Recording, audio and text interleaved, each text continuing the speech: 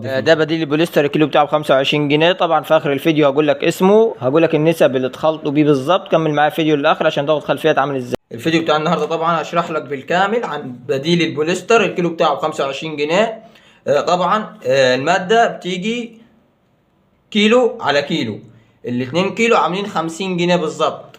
يعني هتجيب نص كيلو ماده سايله ونص كيلو بودره، يعني ايه زيها زي الاوبوكسي بالظبط، تتقاس بالظبط. يعني 100 جرام ماده سايله و100 جرام البودره بتاعتها، هي الماده بتيجي بالبودره بتاعتها.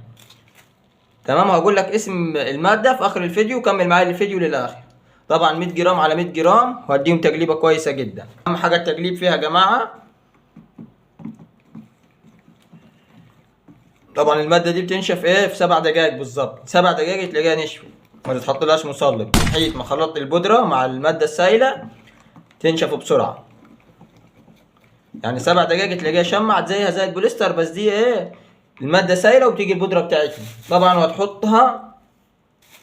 هتحط لها الوان اكسيد، اي لون، ما تقبلش غير الوان اكسيد بودره، تقبلش غير الوان اكسيد بودره.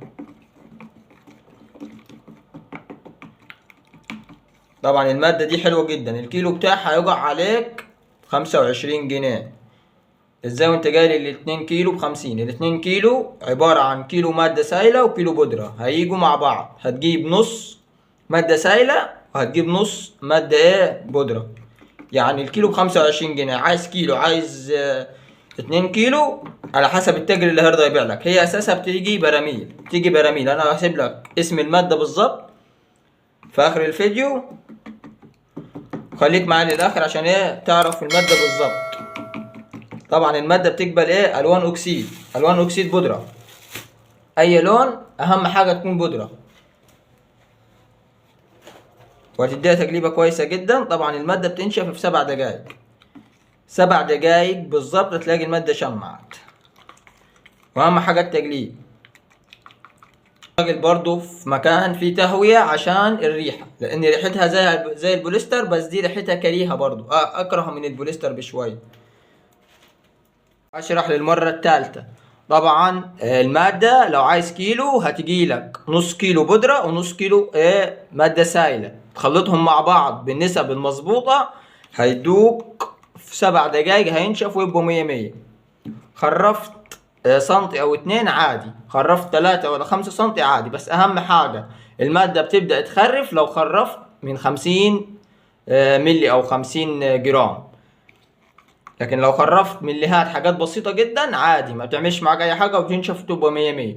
بس لو خرفت من 50 جرام هتلاقي المادة ما بتنشفش معاك، بيحصل فيها مشاكل. لكن 10 جرام 20 جرام عادي. تمام. هتقول لي شرحت ليه كتير كده؟ هقول لك علشان في ناس كتيرة جدا بتخش لي على الواتساب بتقعد بالساعة وباتنين. طبعا انا مش هقدر ارد على 20 واحد، وكل 20 واحد يقعد معايا ساعة او نص ساعة واقعد افهم فيه. فياريت تحضر الفيديو الكامل عشان تفهم، ووقتك ووقتي طبعا مهمين. بس فرقم التليفون من تحت، كلمني واتساب او فون براحتك، تحت امرك. بس ما تطولش اكتر من 5 دقايق عشان وقتي مهم، وبستأذن الناس لان في ناس بتقعد اكتر من ساعتين، وانا عايز ارد على ناس اكتر في وقت قليل جدا. طبعا دي اسطمبة سيليكون يا جماعة اهي، هفضي فيها.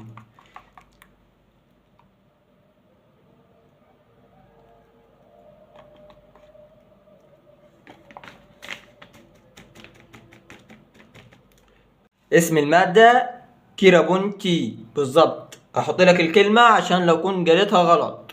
كيرابونتي. طبعا كيرابونتي 1120 كيرابونتي 1120. اسأل عليها عند اي حد بتاع حداد وبهيات. اسم المادة كيرابونتي 1120. اسأل عليها عند اي حد بتاع حداد وبهيات، اي حد بيبيع بوليستر اسأل عليها هتلاقيها موجودة. هي بتتباع براميل. في ناس بترضى تبيع لك كيلو، في ناس ممكن تبيع لك بال10 كيلو، على حسب التاجر اللي انت هتروح عنده، بس هتلاقيها في السوق موجودة.